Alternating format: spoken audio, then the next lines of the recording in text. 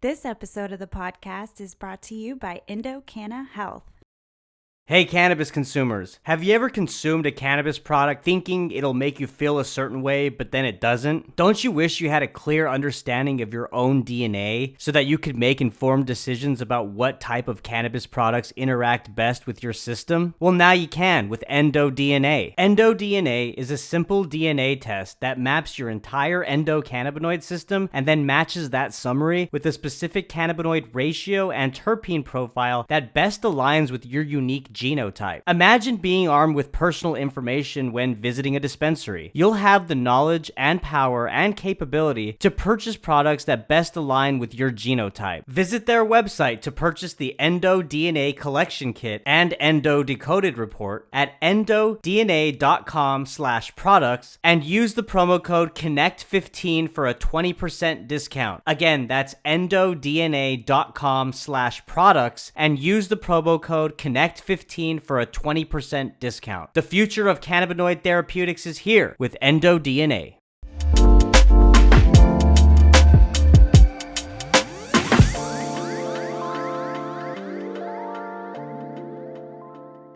Mr. Roger Brown, how are you, sir? Just wonderful, Kevin. How are you? I'm doing well. I'm excited to be talking with you today. I know that the audience is as well. So let's jump right into it, Roger. Tell us a little bit about your background. I understand that you founded ACS Laboratory in 2008. It wasn't a cannabis testing lab at first. So why don't you talk about the origin story of ACS and kind of how you pivoted into cannabis? Well, ACS is 13 years old. We started in 2008, and we started doing actually toxicology testing. And then around 2016, we switched channels of revenue to cannabis. And we were the first entrant into cannabis testing in the state of Florida when Florida first starting to do cannabis, having medical cannabis in the state of Florida. So we started experimenting with doing testing, and we got pretty good at it. And we are now today, 13 years later, the company, and 6 years later in the cannabis business, we are the largest cannabis and hemp testing laboratory in the eastern half of the United States. And we test currently about 60% of all the marijuana in the state of Florida. And we test hemp from 48 states. So from everywhere, it all comes in by FedEx and by UPS. Wow.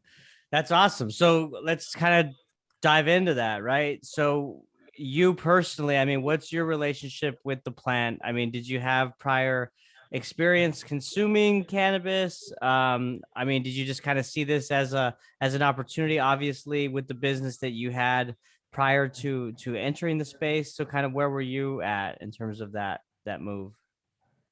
Me personally, I'm not a cannabis user today. I used cannabis back in the 70s and 80s, but it's been a long time since then.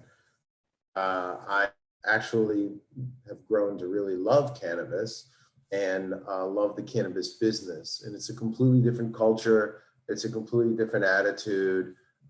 Everything about it is actually really progressive, and I enjoy it. I like it, and I like the people that I meet. And I love learning every single day. Every day I learn something new, and that's a great thing. Yeah. I mean, that's good. I mean, you have to love to learn, I guess, especially within the cannabis industry, because like you mentioned, every day is new, it's ever evolving, it's changing. So if you're one who doesn't like to expand your horizons, you're probably not in the right industry. Uh, No, we started out testing just a small group of cannabinoids. And then we went from testing 7 cannabinoids to 11 to 17 to 19 to where we are today, testing 22 different cannabinoids. I've grown to really appreciate minor cannabinoids and their use and how they function depending on the chemical interaction with your body. And there's a lot of different positive aspects to cannabis. I mean, I've been in the healthcare industry for 40 years. And If you have the ability to be able to replace the use of opioids with cannabis, I think it's so much better for your body. I mean, I've done a lot of research on it. I travel around the country and I speak on all different kinds of hemp subjects all around the country. And I've just been involved in a lot of research aspects of the plant and different uses for it. And I think it's something that's probably today still underutilized. Yeah, I agree. And I'm glad you brought up the minor cannabinoids discussion. And I do want to get to that.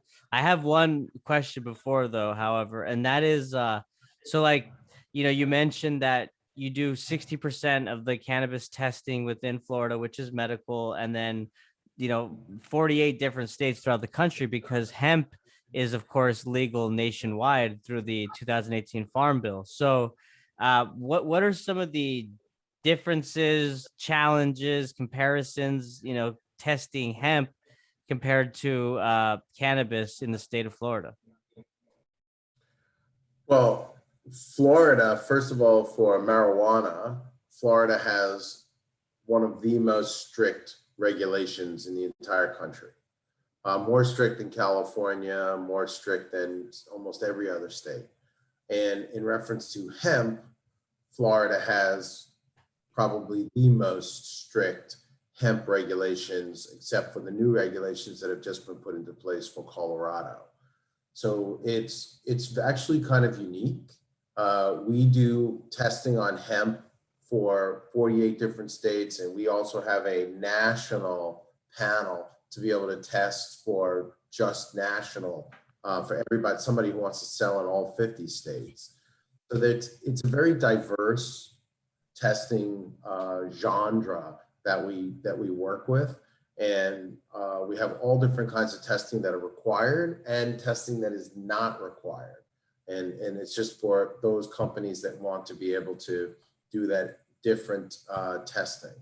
So most of the I would say most of the big GMP manufacturers of hemp send all their product to us in Florida. I mean, they have a laboratory right down the block, probably in every state, but they choose to send it to us because of our size, because of our credibility, our reputation, and the fact that we have the most consistent results out there. Yeah. And that's a good segue, because I wanted to ask you, like, what's the differentiator when it comes to ACS, right? I mean, you mentioned your long-standing, brand recognition, especially within the state of Florida. Is it also the standards in which you kind of conduct this cannabis testing? Like, what sets you apart from the competitors? So ACS has really created itself as the gold standard in hemp testing and in marijuana testing. I mean, there's other laboratories that just try and work towards our standards and the level of testing that we do. We are not only a cannabis and hemp testing laboratory, we are a clinical laboratory. So we have a CLIA license, which allows us to accept human biological tissue, which allows us to do pharmacokinetic studies for different hemp providers and cannabis providers, which we currently do and have done. And we also have a DEA license, which allows us to accept different products and handle material that would be considered Schedule 1 or Schedule 2 narcotics. So we put ourselves in a bit of a different category because we have so many certifications and so many licenses. But the most important thing is the stability of the testing, and the reproducibility of the testing. So if you send a sample to us today and you send another sample to us tomorrow and it's the same exact sample, you're going to get basically the same result. I mean, there's a plus or minus variability there in the testing results, but you're going to get basically the same result. And clients want to have that kind of consistency. There are those states in which there are growers that are chasing percentages and tracing a bigger number on their result. We don't do that. What we do is we give you the real result. That's the result, and we know it's the correct result.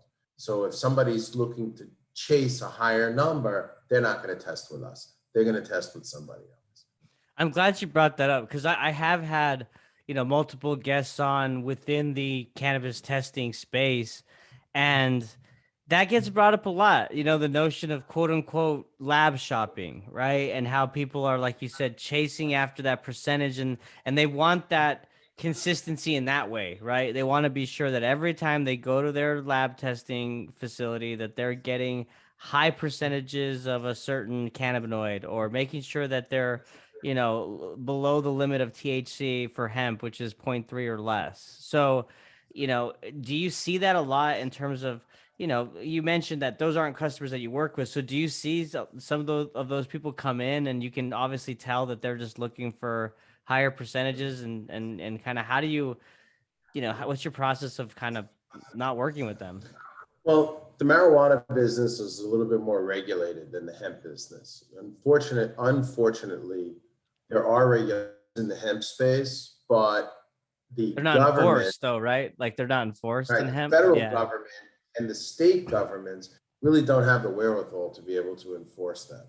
So the regulations, until they become federal and there's some sort of teeth to the enforcement, it's very difficult on the hemp side. So there's a lot of lab shopping on the hemp side, and basically they're looking for higher levels of cannabinoids and terpenes and lower levels of THC is what they basically look for. And if you don't give them the right result, they can go to another laboratory and very easily be able to do that.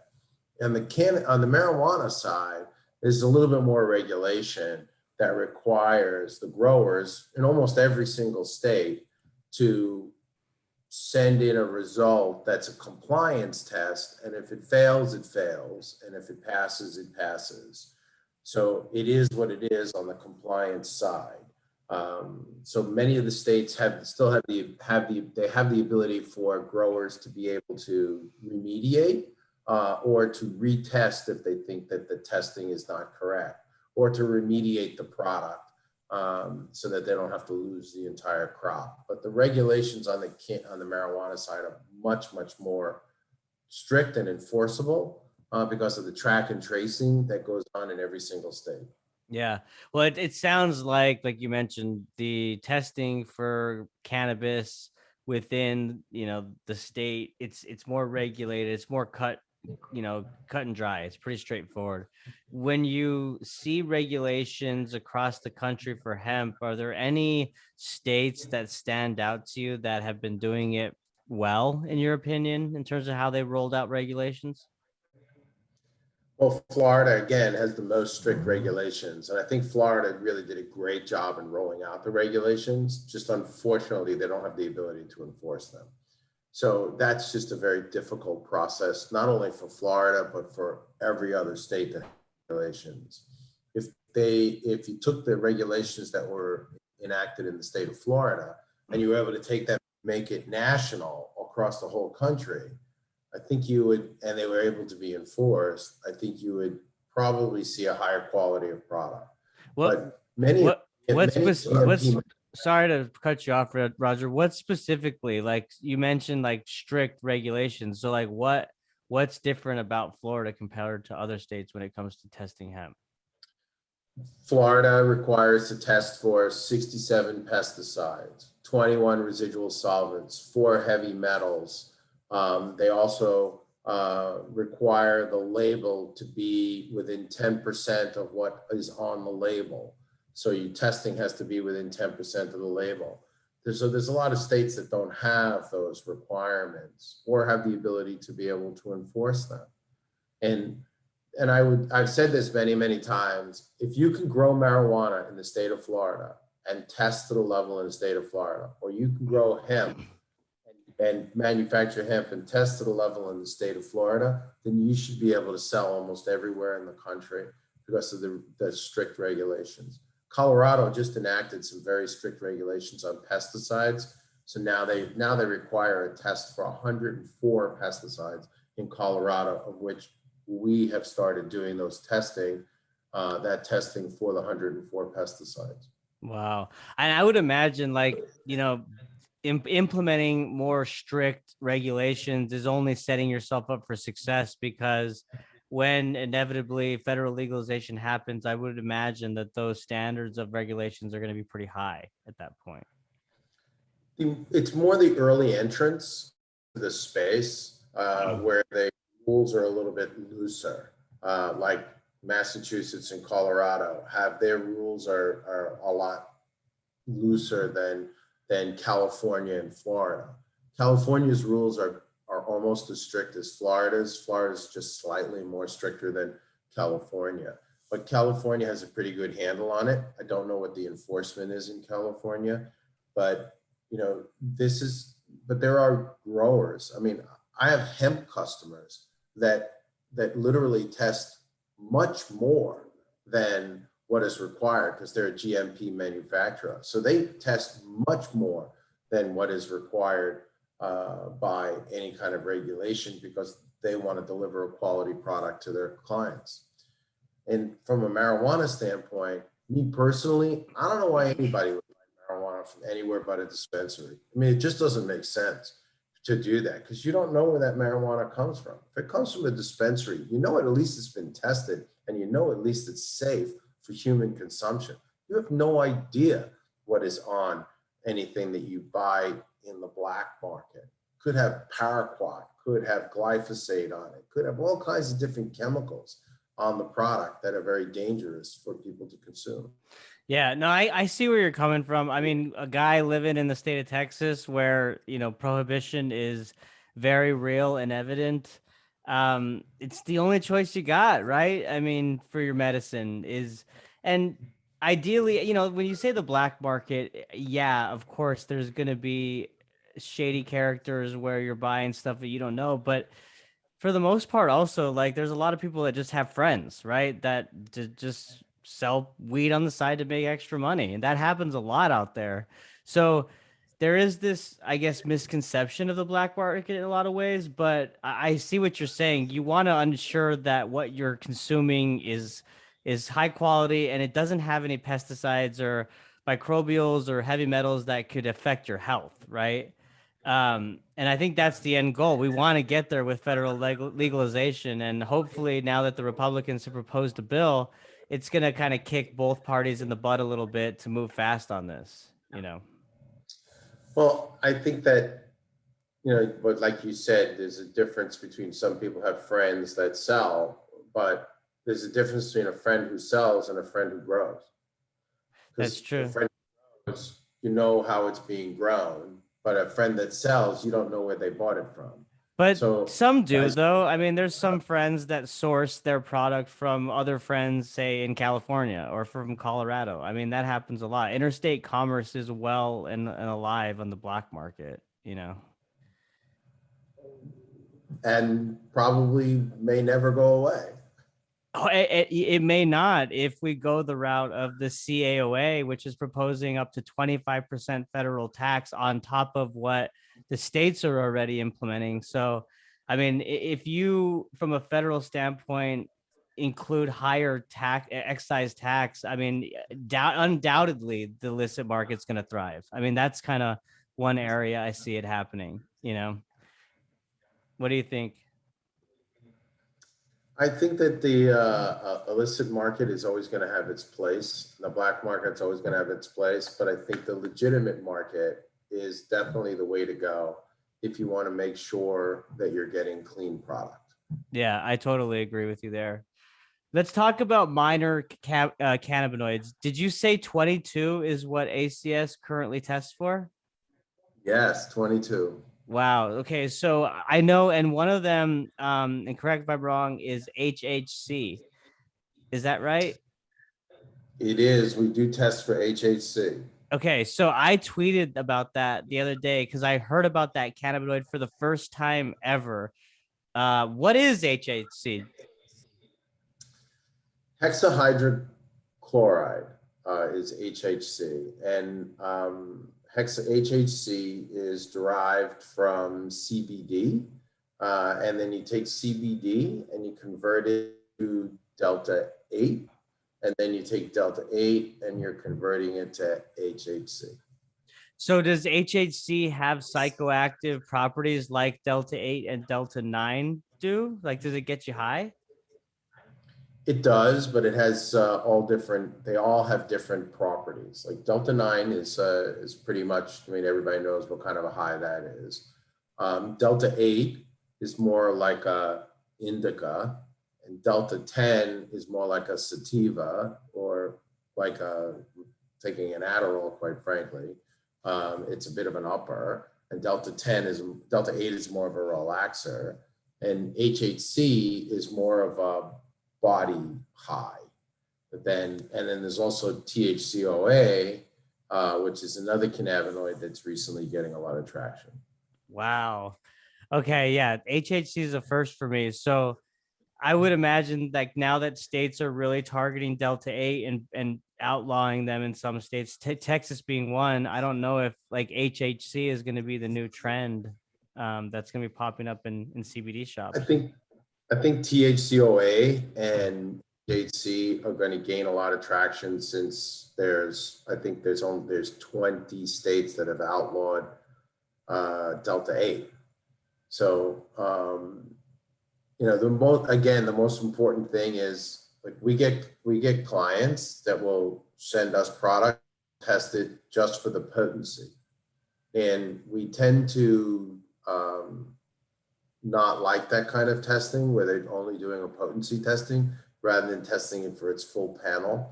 Because if you test it for the full panel test, then you're testing it for microbial problems, for heavy metals, for pesticides, and for residual solvents. And solvents are a bit of an issue.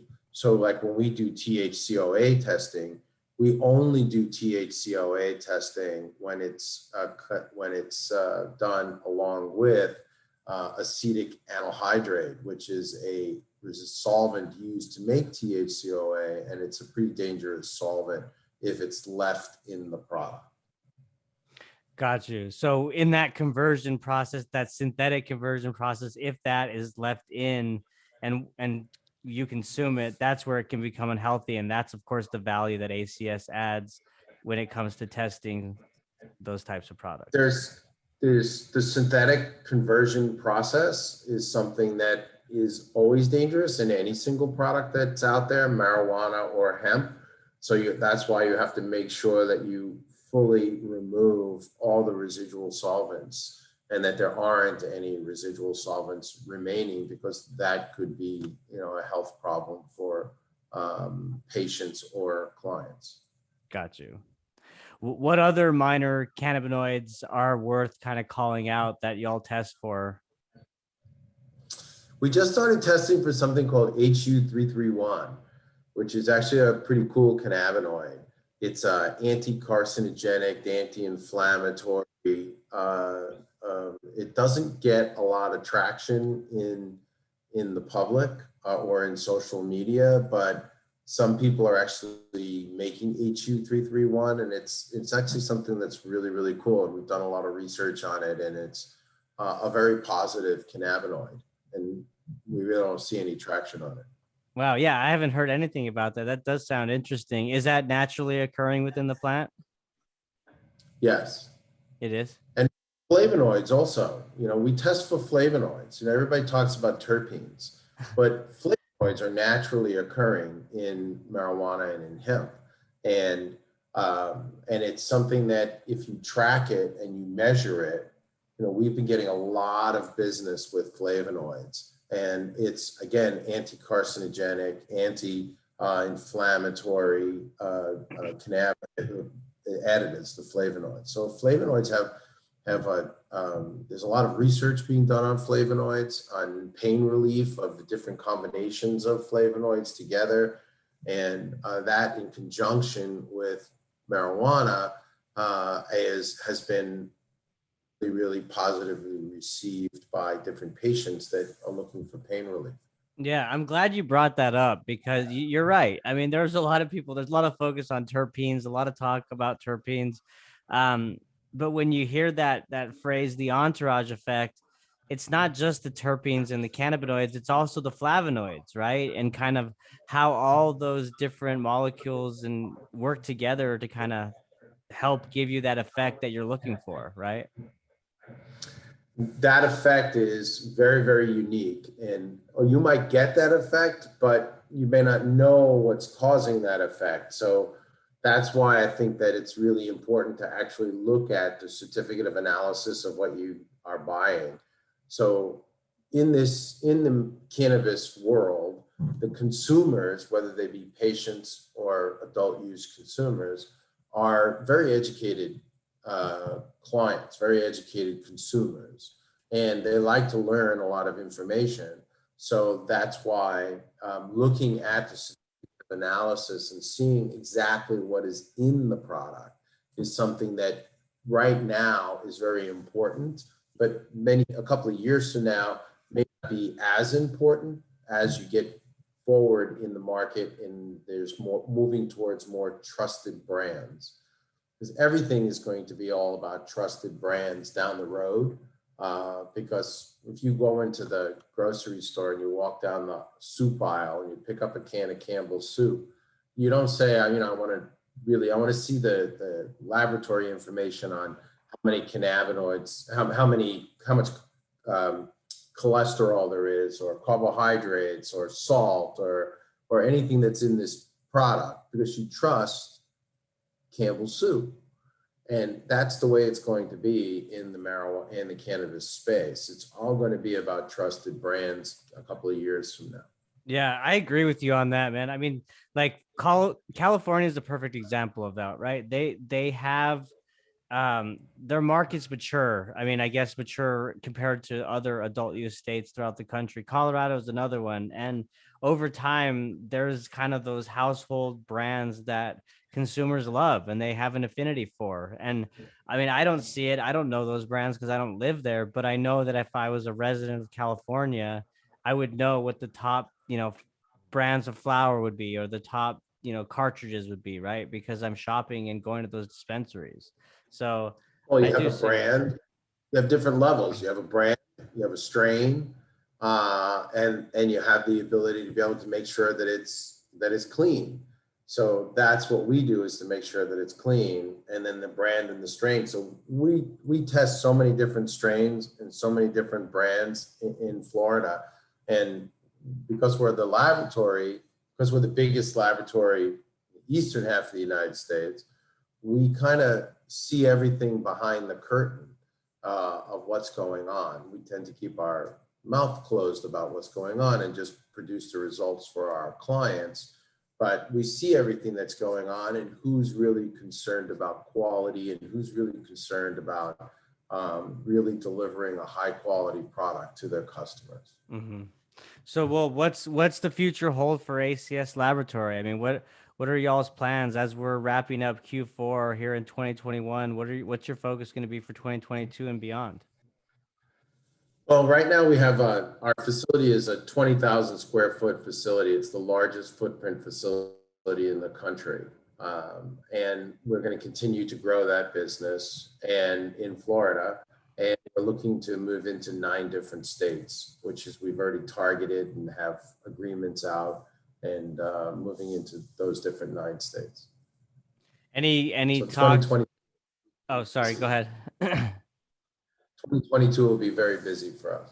Very busy. Yeah, just continuing to expand and grow. And any plans to go public at any point? We don't have any plans to go public at this point. Got you. Any other secrets that you can share? Yeah, but not really. Well, hey, Keep all those Roger, secrets. you have the floor. What would you like to leave the audience with before we wrap up here? I think the most important thing in cannabis and in hemp is to make sure that you are using a product that is safe, that it is clean, and that it doesn't affect you and your negatively. You want to make sure that it affects your health positively. So that's why we really stand on a soapbox about testing, and that we put so much effort into being able to test our products and to be able to test them in the best way possible and to really be the gold standard in the industry of doing cannabis and hemp testing. That's very well said, sir. I appreciate your time. Thank you so much for sharing information about ACS and your insights in the company. Where can people find y'all's website and social media if they want to learn more? acslab.com is our website, acs.com. And one thing that we have on our website that's really kind of cool is we have a lot of educational video and data and information. So we publish a tremendous amount of educational information. We're strong believers that science is meant to be shared. So we share it with everybody that comes to our website and give them all the information. You can go on our website and you can see all kinds of blogs and data and so forth about everything that we're working on and that we will be coming out with. That's awesome. Education is key, and it's always good to have a pulse on what, companies like y'all's are doing throughout the industry to help it grow and evolve and become more mature. So, Roger, thank you so much again for your time, man. Really appreciate it. Appreciate you having me on. Thank you. Yes, and thank you all for listening. Bye.